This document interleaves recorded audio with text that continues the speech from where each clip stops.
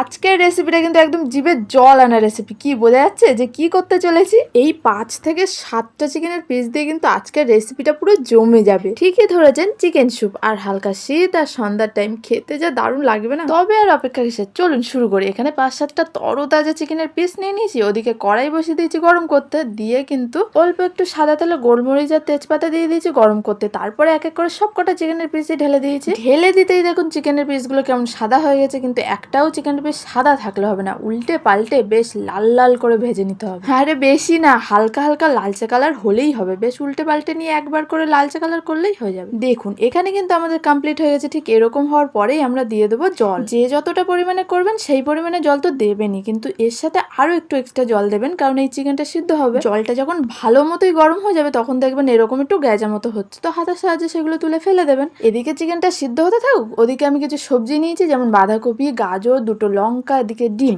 এইগুলোই না আমি এখন কুচিয়ে ফেলি বেশ সুন্দর ছোট ছোট পিস করে। আমার কিন্তু এদিকে সবজি কাটা কমপ্লিট, ওদিকে আমাদের চিকেনও সিদ্ধ হয়ে গেছে। তো এই চিকেনটা সিদ্ধ হতেই আমরা এক এক করে সবকটা চিকেনে তুলে নেব। হালকা ঠান্ডা হতেই কিন্তু দুটো কাঁটা চামচ লাগিয়ে দিয়েছি চিকেনের পিসগুলো যাতে ছাড়িয়ে ছাড়িয়ে ঝুড়ি ঝুড়ি করে ফেলে।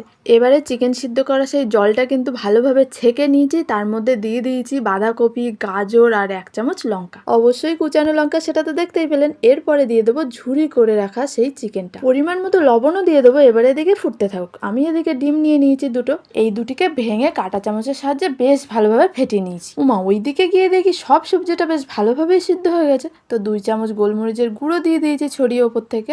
এরপরে দিয়ে দিলাম কিন্তু কর্নফ্লাওয়ার, হ্যাঁ আগে থেকেই গুলে রেখেছিলাম বেশ কিছুটা, সেটাই দিয়ে দিলাম।